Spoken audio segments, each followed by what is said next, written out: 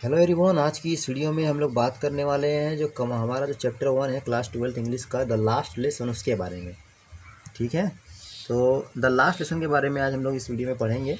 जिस ऑथर जिन मतलब जो हमारा जो चैप्टर द लास्ट लेसन उसके ऑथर कौन है? अल्फोंसे डॉडेट। अल्फोंसे डॉडेट के द्वारा ये कहानी लिखी गई है। सबसे पहले जानते हैं ऑथर के बारे में। अबाउट द ऑथर, उनके बारे में जान लेते हैं। जो अल्फोंसे डॉडेट है उनका जो जन्म हुआ था वो 1840 को हुआ था, यानी कि 1840 में उनका जन्म हुआ था और 1897 में उनकी डेथ हुई थी, यानी उनकी मृत्यु हुई थी। तो ये कौन थे? तो वह Alphonse Daudet was a French novelist and short story writer. यानी कि जो अल्फोंसे डॉडेट थे वो एक मतलब कि फ्रेंच नॉवेलिस्ट हो, मतलब उपन्यासकार और एक लघु कहानी के लेखक थे। ठीक है, तो ये हम लोग थोड़ा जानेंगे ऑथर के बारे में। तो ऑथर के बारे में हम लोग को उतना मतलब जानना है कि उनका जो जन्म हुआ था वो 1840 में हुआ था और उनकी जो डेथ हुई थी वो 1897 में हुई थी।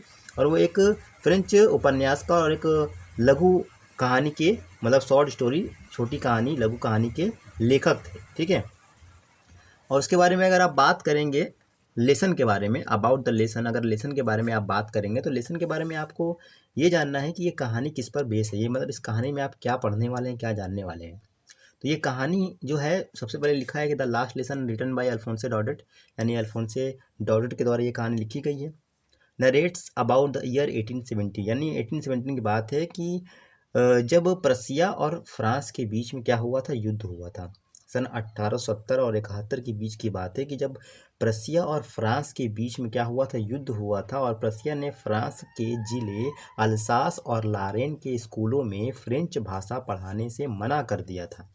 यानी ये आदेश दिया था प्रसिया ने कि जो फ्रांस जिले का अल्सास और लारेन का जो स्कूल है उसमें क्या होगा कि अब फ्रेंच लैंग्वेज को नहीं पढ़ाया जाएगा, अब जर्मन लैंग्वेज को पढ़ाने का आदेश आ गया था प्रसिया से। ठीक है, तो ये कहानी जो है उसी पर बेस है। और इस कहानी में एक छोटा बच्चा है, लड़का है, जिसका नाम क्या है? फ्रेंच। ठीक है, उसका नाम क्या है? फ्रेंच। ठीक है, जिसका नाम है फ्रेंच। जो इस कहानी का क्या है? जो इस कहानी का नरेटर है, मतलब एक इसी के बच्चे के द्वारा, इसी लड़के के द्वारा कहानी को हम लोग पढ़ते हैं। और इसमें एक टीचर हैं जिनका नाम क्या है? M Hamel. ठीक है, जिनका नाम क्या है? M Hamel. ठीक है, एम हेमेल जो है वो इस कहानी के मतलब टीचर हैं इस कहानी में। तो अब हम लोग पढ़ते हैं इसके आगे। ठीक है, तो सबसे पहले आप लोग ध्यान दीजिए, हम लोग शुरू करते हैं एक स्टोरी को। हमारा जो चैप्टर है द लास्ट लेसन, उसको द आई स्टार्टेड। यहाँ पर आई किसकी बात हो रही है? यहाँ पर आई जो है वो बात हो रही है फ्रेंच की। जो एक लड़का है छोटा सा, उसकी बात हो रही है, जो पढ़ाई में बहुत कमज़ोर है, जो अपनी फ्रेंच लैंग्वेज को सीखने में कोई इंटरेस्ट नहीं रखता है, उसके बारे में बात हो रही है। तो वही इस कहानी को नरेट करेगा। तो I started for school very let that morning. मैं उस सुबह स्कूल के लिए बहुत देरी से निकला। आई स्टार्टेड, मैं निकला या मैंने शुरू किया। फॉर स्कूल वेरी लेट, मतलब स्कूल के लिए बहुत देर से। दैट मॉर्निंग, उस सुबह। मैं उस सुबह स्कूल के लिए बहुत देरी से निकला and was in great dread of scolding. Dread का मतलब होता है डर, स्कोल्डिंग का मतलब होता है डांट, और मुझे डांट पड़ने का बहुत ज़्यादा डर था।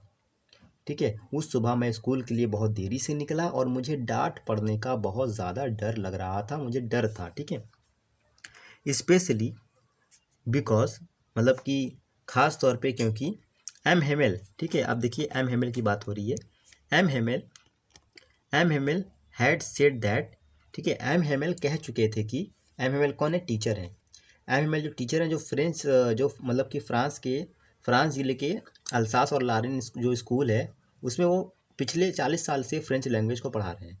तो M Hamel had said that, M Hamel कह चुके थे कि he would question us on participle, वो हमसे प्रश्न पूछेंगे पार्टिसिपल के बारे में। ठीक है, ही वुड क्वेश्चन अस, वो हमसे प्रश्न पूछेंगे ऑन पार्टिसिपल, पार्टिसिपल के बारे में, कि वो हमसे पार्टिसिपल के बारे में प्रश्न पूछेंगे। And I did not know, और मैं नहीं जानता था। And I did not know, और मैं नहीं जानता था। The first word about them. ठीक है, the first word about them, the first word about them, और मैं उनके बारे में पहला शब्द भी नहीं जानता था। एम हेमेल ये कह चुके थे कि वो पार्टिसिपल के बारे में प्रश्न करेंगे और मैं उसके बारे में पहला शब्द भी नहीं जानता था। फॉर अ मोमेंट, एक समय के लिए, आई थॉट, मैंने सोचा ऑफ रनिंग अवे, भाग जाना, ठीक है, मतलब एक समय के लिए मैंने सोचा भाग जाते हैं, of running away and spending, spending का मतलब बिताना, the day out of door, घर के बाहर समय बिताना, मतलब एक समय के लिए मैंने ऐसा सोचा कि क्या करते हैं कि घर से भाग जाते हैं, अरे स्कूल से भाग जाते हैं और कहीं बाहर अपना समय बिताते हैं, स्कूल के बाहर, ठीक है, ऐसा वो सोच रहा है जो लड़का है फ्रेंच। तो it was so warm, so warm मतलब दिन जो था उस दिन का बहुत गर्मी वाला था, सो ब्राइट बहुत चमकीला था। The birds were chirping at the edge of the woods, edge of the woods का मतलब जंगल के किनारे, जंगल के किनारे, चर्पिंग मतलब होता है चहचहाना, बर्ड्स मतलब पक्षियाँ, ठीक है, जंगल के किनारे पक्षियाँ जो थे चहचहा रहे थे, जंगल के किनारे पक्षियाँ जो थे वो चहचहा रहे थे। And in the open field, open field मतलब खुला मैदान, ठीक है, इन द ओपन फील्ड और खुले मैदानों में, back of the सॉमिल, back of the सॉमिल मतलब बैक मतलब पीछे, सॉमिल मतलब सॉमिल के पीछे, सॉमिल मतलब होता है आरा मशीन, आरा मशीन मतलब लकड़ी के लकड़ी को काट कर बनाने जो आकृति बनाई जाती है, जिससे कुछ बनाया जाता है, उसको बोलते हैं सॉमिल यानी आरा मशीन। तो in the open field back of the sawmill, आरा मतलब कि खुले मैदान में आरा मशीन के पीछे, द प्रशियन सोल्जर, जो प्रशिया के जो सैनिक थे, प्रशियन सोल्जर, प्रशिया के जो सैनिक थे, वर ड्रिलिंग, ड्रिलिंग का मतलब अभ्यास करना, प्रशिया के जो सैनिक थे वो अभ्यास कर रहे थे। It was all much more tempting, tempting का मतलब होता है मनमोहक, इंटरेस्टिंग है, मतलब कोई चीज़ अच्छी लगती है तो उसको बोलते हैं tempting. It was all much more tempting, ये सभी जो था बहुत ज़्यादा मनमोहक लग रहा था। Then the rule for participle, यानी ये सब जो चीज़ दिख रही थी, मतलब खुले मैदान में प्रशिया के जो सैनिक थे वो अभ्यास कर रहे थे, तो ये सब जो चीज़ें थी वो सब बहुत ज़्यादा मनमोहक लग रही थी, बहुत ज़्यादा इंटरेस्टिंग लग रही थी पार्टिसिपल के नियमों से, ठीक है, ऐसा ये फ्रेंच बोल रहे हैं। But I had the strength, strength का मतलब होता है शक्ति, टू रेसिस्ट मतलब विरोध करने की, रेसिस्ट मतलब विरोध करने की, लेकिन मुझ में इन सब का विरोध करने की शक्ति थी। And hurried off to school, और मैं जल्दी से स्कूल के लिए चला गया, ठीक है, और मैं जल्दी से स्कूल के लिए चला गया।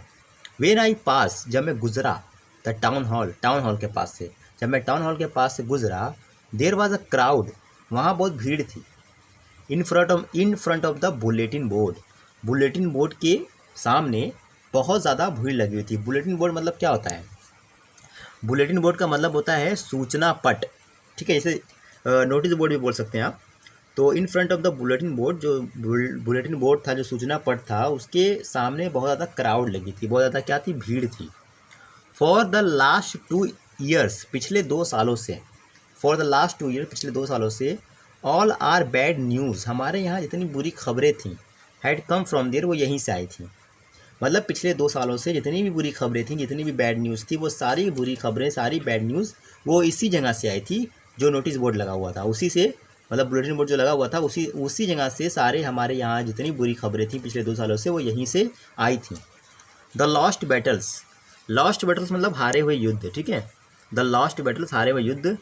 The draft, the order of the commanding officer, सेना में भर्ती के लिए जो आदेश थे, कानूनी आदेश, एंड मतलब वो सभी जो सेना भर्ती के कानूनी आदेश और हारे हुए युद्ध की खबर, वो सभी खबर यहीं से आती थी, इसका नोटिस बोर्ड से, बुलेटिन बोर्ड से। And I thought to myself, और मैंने अपने मन ही मन में सोचा, and I thought to myself, और मैंने अपने मन ही मन में सोचा, विदाउट स्टॉपिंग, बिना रुके, what can be the matter now, अब क्या मामला, अब क्या बात हो सकती है, मतलब मैंने अब अपने मन ही मन में ये सोचा बिना रुके कि अब क्या बात हो सकती है, ठीक है, मतलब अभी भी कोई बुरी खबर आई है क्या, ऐसा वो सोच रहा है, ठीक है। Then as I hurried by as fast as I could go, फिर मैं जितना तेज़ी से जा सकता था, ठीक है, then as I hurried by as fast as I could go, फिर मैं जितना तेज़ी से जा सकता था उतना तेज़ी से गया। द ब्लैक स्मिथ वॉक्टर, वॉक्टर नामक जो लोहार था, ठीक है, वॉक्टर नाम है, ब्लैक स्मिथ मतलब लोहार, द ब्लैक स्मिथ वॉक्टर, वॉक्टर नामक लोहार, हु वॉज देयर, वो वहाँ पर था, हु वॉज देयर, वो वहाँ था, विथ हिज अप्रेंटिस, अप्रेंटिस का मतलब होता है शागिर्द, मतलब जैसे कि स्टूडेंट का जो, मतलब जैसे कोई टीचर है उनका जो स्टूडेंट है उसको शागिर्द बोलेंगे, ठीक है। तो with his apprentice reading the bulletin, ठीक है, समझिएगा ध्यान से कि reading the bulletin called after me, मतलब वो क्या करता है, जो वॉक्टर नामक जो लोहार होता है वो नोटिस बोर्ड को, बुलेटिन बोर्ड को पढ़ता है, ठीक है। Reading the bulletin called after me, वो उसने मुझे पीछे से आवाज़ दिया, किसने, वॉक्टर ने। डोंट गो सो फास्ट बब, बहुत तेज़ी से मत जाओ लड़के, you will get to your school in plenty of time, तुम अपने स्कूल समय से पहले ही पहुंच जाओ, ठीक है, ऐसा उसने कहा। उसके बाद आगे बढ़ते हैं, आगे हमारा कि I thought he was making fun of me, मुझे ऐसा लगा कि वो मेरा मजाक उड़ा रहा था, ठीक है। And reach M Hamel's little garden all out of breath, और मैं हाँफते हुए एम हेमेल के छोटे बगीचे यानी लिटिल गार्डन में पहुंचा, मैं हाँफते हुए एम हेमेल के छोटे बगीचे में पहुंचा। उसके बाद है कि यूजली, आमतौर पर, व्हेन स्कूल बिगिन, जब स्कूल शुरू होता था, व्हेन स्कूल बिगिन, जब स्कूल शुरू होता था, देयर वाज अ ग्रेट बस्टल, बहुत चहल पहल होती थी, जब स्कूल शुरू होता था तो बहुत चहल पहल होती थी, विच कुड बी हियर्ड, जिसे सुना जा सकता था, out in the street, street मतलब गली, गली में बाहर, मतलब बाहर गली में सुनाई देती थी आवाज़, जब स्कूल शुरू होता था आमतौर पर, ठीक है। देयर वाज अ ग्रेट बस्टल, बहुत चहल पहल होती थी, जिसे बाहर गली तक सुनाई दिया, मतलब सुनाई देता था, वो जो चहल पहल थी, आमतौर पर जब स्कूल ओपन होता था तो उसकी जो चहल पहल थी वो बाहर गली तक सुनाई देती थी। The opening and closing of desk, मेजों का खोलना और बंद किया जाना। लेसन्स रिपीटेड इन अनीसन, लेसन्स मतलब पाठकों का, रिपीटेड दोहराना, इन अनीसन, अनीसन मतलब क्या होता है, एक साथ, एक मतलब समवेत स्वर में एक साथ जो बच्चे क्लास में पढ़ते हैं एक साथ बोलते हैं तो उसको अनीसन बोलेंगे, समवेत स्वर में एक साथ तो बोलते थे। तो lessons repeated in unison, very loud, बहुत तेज़ी से, with our hands over our ears to understand better, मतलब बेहतर तरीके से समझने के लिए अपने कानों का, अपने हाथों को कान पर रख कर जो लेसन से, जो पाठ है उसको जोर जोर से दोहराना एक साथ, ये सभी की आवाज़ जो थी वो बाहर गली तक सुनाई देती थी। And the teacher's great ruler rapping on the table, और टीचर्स का टेबल पर जो रूलर था, जो डंडा था, उसको थपथपाना, ये सभी आवाज़ बाहर गली तक सुनाई देती थी, ठीक है। उसके बाद है बट नाउ, लेकिन अब, it was all so still, सब कुछ शांत था। I had counted on the commotion to get to my desk without being seen, ठीक है, मुझे लगा कि मैं बिना किसी को दिखाई, विदाउट बीइंग सीन, मुझे ऐसा लगा कि मैं बिना किसी को दिखाई दिए अपनी जगह पर जाकर बैठ जाऊंगा। I had counted on the commotion to get to my desk, मतलब माई डेस्क मतलब मेरी जो जगह है, मेरा जो डेस्क है, मैं बिना किसी को दिखाई दिए वहाँ पर पहुँच जाऊँगा। बट ऑफकोर्स, लेकिन of course, that day everything had to be as quiet as Sunday morning, ठीक है, समझिए अच्छे से कि everything had to be as quiet as Sunday morning, मतलब उस दिन हर चीज़ को रविवार की सुबह की तरह शांत होना था। थ्रू द विंडो, खिड़की से, आई सॉ माई क्लासमेट, मैंने अपने क्लासमेट्स को देखा, आई सॉ माई क्लासमेट्स, मैंने अपने क्या किया, अपने क्लासमेट्स को देखा, ठीक है। ऑलरेडी इन देयर प्लेसेस, जो अपनी जगह पर पहले ही जाकर बैठ चुके थे। And M Hamel walking up and down with his terrible iron ruler under his arm, और जो एम हेमल थे वो अपने डरावने डंडे को बगल में दबाए हुए इधर उधर घूम रहे थे। I had to open the door and go in before everybody, मुझे सबके सामने दरवाज़ा खोलकर अंदर जाना पड़ा। I had to open the door and go in before everybody, मुझे सबके सामने दरवाज़ा खोलकर अंदर जाना पड़ा। यू कैन इमेजिन, आप इमेजिन कर सकते हैं कि हाउ आई ब्लश्ड मतलब शर्मिंदा, मैं कितना शर्मिंदा, and how I frightened I was, मैं कितना डरा हुआ था, मतलब कि आप इमेजिन कर सकते हैं कि मैं कितना शर्मिंदा और कितना डरा हुआ था। बट नथिंग हैपेंड, लेकिन ऐसा कुछ नहीं हुआ। एम सॉ मी, एम ने मुझे देखा, एंड सेड वेरी काइंडली, और बहुत ही प्यार से कहा, go to your place quickly little friend, तुम अपनी जगह पर जाकर बैठ जाओ नन्हे फ्रेंच, ठीक है। We were beginning without you, हम तुम्हारे बिना ही शुरू करने वाले थे, I jumped over the bench, मैं अपने बेंच पर कूदा, ठीक है। I jump over the bench, मैं बेंच के ऊपर कूदा, and sat down at my desk, और मैं अपनी जगह पर जाकर बैठ गया। नॉट टिल देन, अभी तक, when I had got a little over my fried, मैं अभी तक अपने डर से निकला भी नहीं था। डिड आई सही, कि मैंने देखा, दैट आर टीचर, जो हमारे जो अध्यापक हैं, जो हमारे जो टीचर हैं, had on his beautiful green coat. उन्होंने क्या किया है, उन्होंने अपना सुंदर हरा कोट पहना हुआ था, ठीक है। हिज फ्रिल्ड शर्ट, और उनकी जो मतलब जो झालरदार जो शर्ट थी उन्होंने उनको पहना था, एमएल ने पहना हुआ था झालरदार shirt, frill shirt. And the little, और छोटी, ब्लैक सिल्क कैप, काली छोटी, ठीक है, छोटी काली टोपी, ठीक है, और पहनी हुई थी, ऑल एम्ब्रॉयडर, जिसपे काम बना हुआ था। That he never wore except, जिसे वो कभी नहीं पहनते थे, ठीक है, मतलब इसे हमेशा उसको नहीं पहनते थे।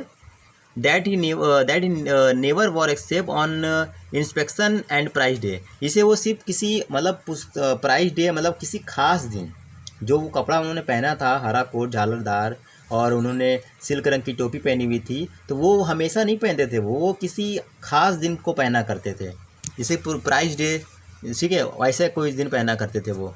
बिसाइड्स, ठीक है, आगे बढ़ते हैं। Besides the whole school seem so strange and solemn, मतलब जो इसके अलावा स्कूल जो था, पूरा स्कूल, होल स्कूल, वो बहुत ही अलग लग रहा था, बहुत ही विचित्र लग रहा था, सबसे अलग मतलब अलग लग रहा था वो।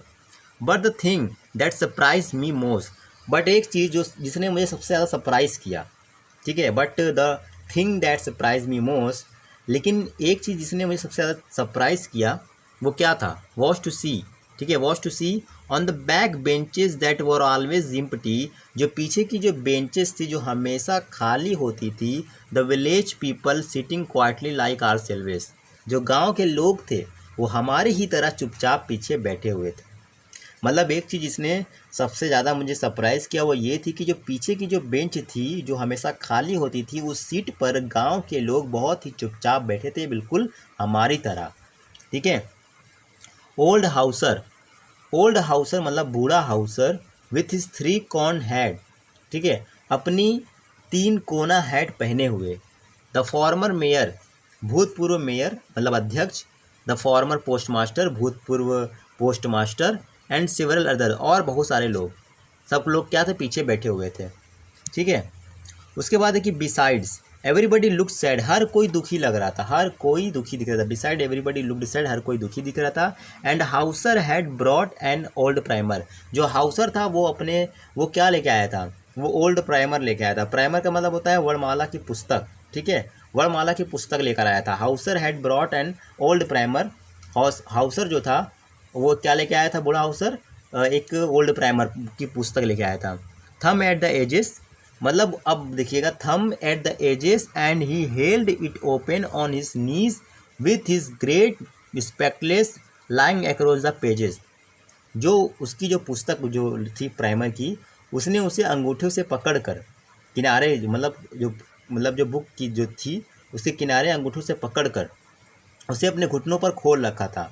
और उसका जो मतलब ग्रेट स्पेक्टलेस था, जो बड़ा चश्मा था, वो लाइंग अक्रॉस द पेज, पेजों पर पड़ा हुआ था, पृष्ठ पर पड़ा हुआ था। किसके पृष्ठ पर, जो वो ओल्ड प्राइमर थी, जो वर्णमाला की पुस्तक थी, तो वो जो पुस्तक के ऊपर उसका चश्मा पड़ा हुआ था और उसने ओल्ड प्राइमर की पुस्तक को किनारे से अंगूठों से पकड़ा हुआ था, ठीक है। तो ये हम लोगों ने पढ़ा है द लास्ट लेसन के बारे में। ये हमारा रहेगा पार्ट 1, ठीक है, ये हमारे वीडियो का क्या रहेगा, लेक्चर का पार्ट 1 रहेगा। उसके बाद हम लोग पार्ट 2 में इसके आगे पढ़ेंगे।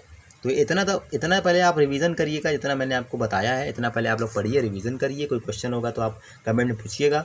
उसके बाद पार्ट 2 वो जल्द आएगा, ठीक है। तो इस वीडियो में इतना ही। वीडियो अच्छी लगे तो वीडियो को लाइक करके चैनल को सब्सक्राइब करिएगा। फिर मिलते हैं हम लोग पार्ट 2 में।